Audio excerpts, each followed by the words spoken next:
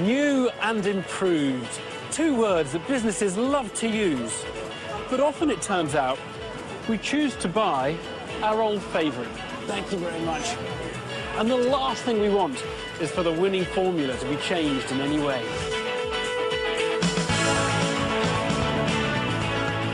Coca-Cola is the world's biggest brand. Its success depends on one essential, a secret recipe kept under lock and key.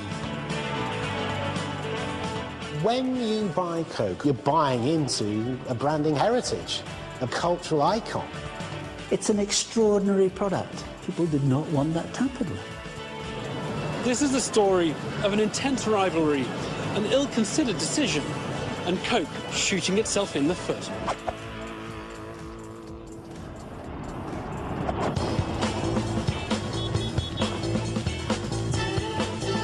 It was April 1985, and Coca-Cola had summoned the press to an important announcement in New York City.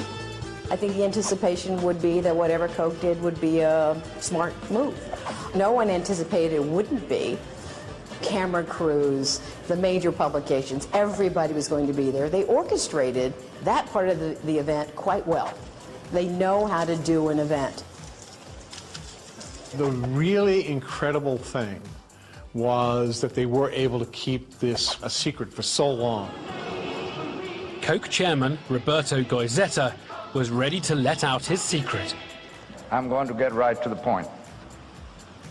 The best soft drink, Coca-Cola, is now going to be even better. Simply stated, we have a new formula for Coke.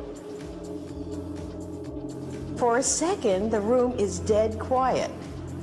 And that was a surprise. Coke represents America. And it was sort of like saying, well, we've decided to change the American flag and put the stars someplace else. I mean, what? Why are you doing that?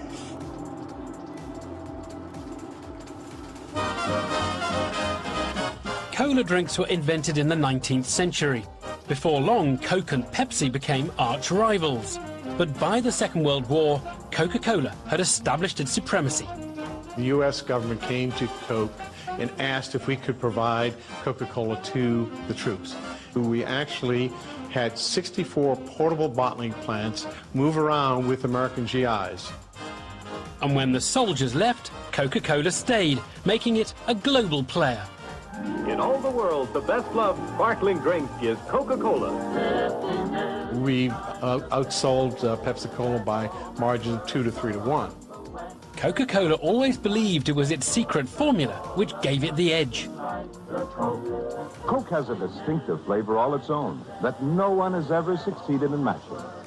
And for years, Coke's position was unassailable, until... We were just the upstart, the number two, had been the number two for years and years and years.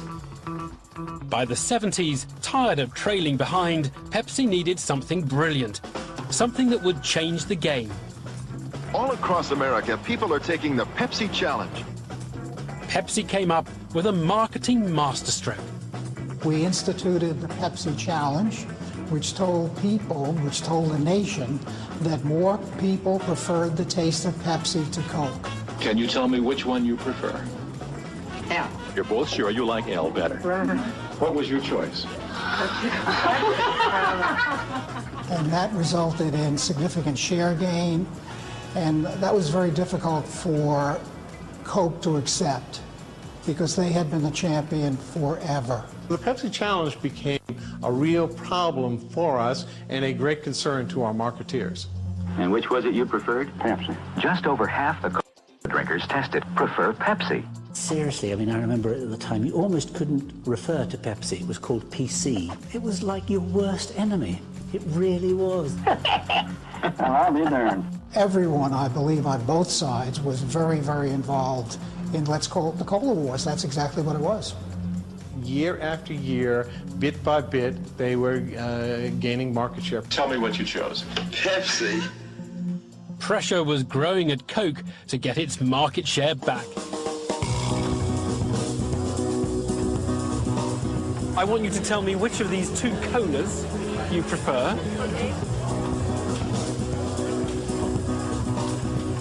Guy, come here, come here, come here. You prefer the Coca-Cola? Yeah, you preferred Pepsi-Cola. The Pepsi challenge was a winner. It appeared to prove that people preferred the taste of Pepsi. But even more importantly, it also convinced executives at Coca-Cola that the taste of Coke was its biggest problem. They began to think the unthinkable. The taste of Coke had to be improved. It was not something that you did lightly. You did a lot of market research. Almost 200,000 taste tests were conducted. And those tests showed people preferred the new sweeter flavor. To Coke bosses, this market research was conclusive. Armed with this data, they actually made the decision to go ahead, change the formula, introduce a new product into the marketplace, and withdraw the original formula. Dazzled by what the market research was telling them, Coca-Cola decided to ditch the flavor that had made it the #1 drink all over the world and to replace it with a brand new cola the company had just invented.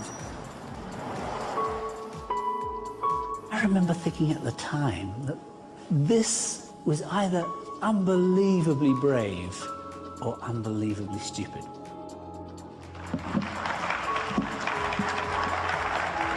Thank you very much, Roberto.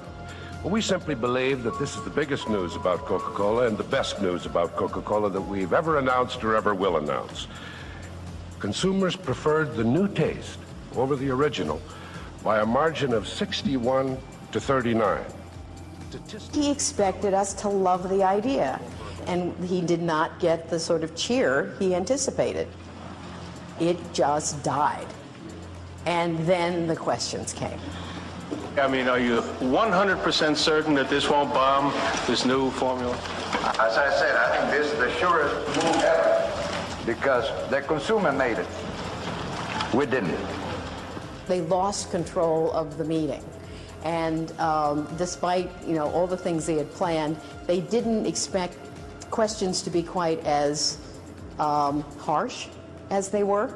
To what extent are you introducing this product to meet the Pepsi challenge? Oh, gosh, no. I mean, that's Pepsi challenge. When did that happen? It was very awkward, and I think the tension sort of showed. The responses began to get a little angrier. Are you saying that Pepsi-Cola has no more to do with this than Heinz baked beans or Hershey's Kisses? Well, I don't know. You can handle the English better than I can, so I'm not going to get into that argument with you. Thank you very much, and I'd like to invite you to the lobby to try the new taste of Coca-Cola. Thank you. Thank you. We taste the new Coke. Well, actually, it's on television, so you can see me do it. It's sort of flat, and it is sweet, sort of like you left it in an open can in the refrigerator a while. Like the new drink, the press conference had gone rather flat. But Coca-Cola decided to press on.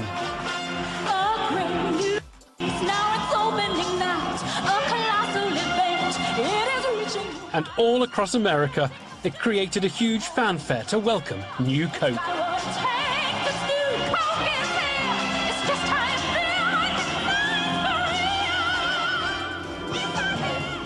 It took a few days for the consumer reaction to start to move negatively.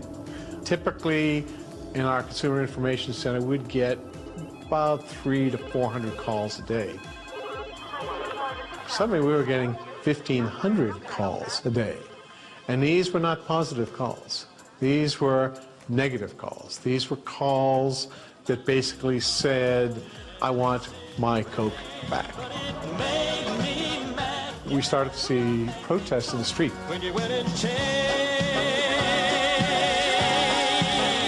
The taste of Coke. Hey, have you tried the new Coke? For Pepsi, things could scarcely be better.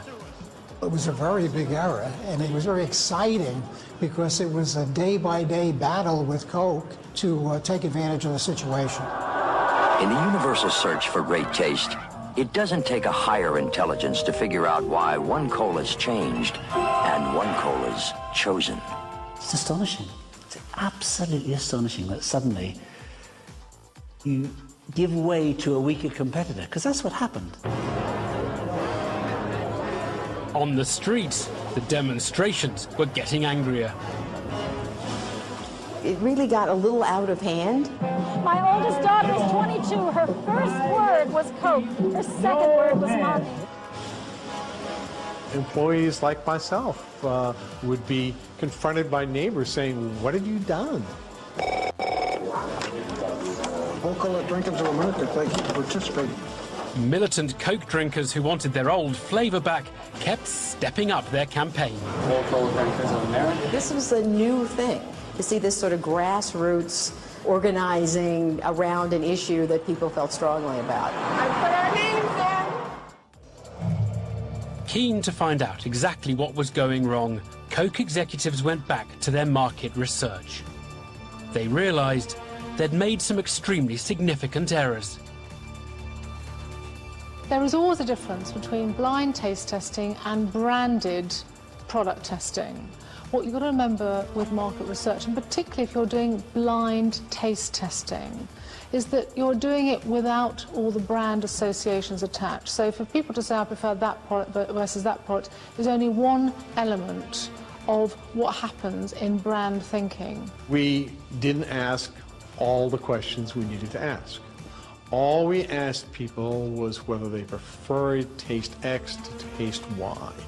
We never asked them, how would you feel if we replaced X with Y? The funny thing about this case is that big old dominant companies like Coke are usually accused of being too stuck in their ways. They're like dinosaurs, unable to keep up with the world. What Coke found out was it's not as simple as that. Successful companies have reasons to be cautious of change. I have an expression I use to all my clients, is check the bath water for babies. Before you throw out what you do, just check. The prime lesson is that you don't mess with a brand that easily and that, in a sense, that quickly. And secondly, don't be over-influenced by the noises of your competitor. Coke now knew it had messed up horribly, and the error was in danger of handing Pepsi an all-out victory in the cola wars. Wars consist of a series of battles. What Pepsi felt at the time was, we won this battle. But certainly Coke was not going to lie down and die and not come back with something else. And so the something that they decided to do was to bring back original formula Coca-Cola, this time branded as Coca-Cola Classic. 79 days after the introduction of new Coke, Coca-Cola executives came out again in front of the world's press, this time to say they were going to make a U-turn and revert to the old recipe. Our boss is the consumer, and we want them to know that we're really sorry. Some critics will say Coca-Cola has made a marketing mistake, and some cynics say that we planned the whole thing. The truth is, we're not that dumb, and we're not that smart. It was a huge decision to change back, because this was an admission that the original decision was flawed. Corporations seldom say, I'm sorry, or we made a mistake. And it humanized them in a way that benefited that company to this day. It is such a strong brand that even if they make a mistake, people see them like a brother or a sister. They'll forgive their brother and sister, and they'll let them have another chance.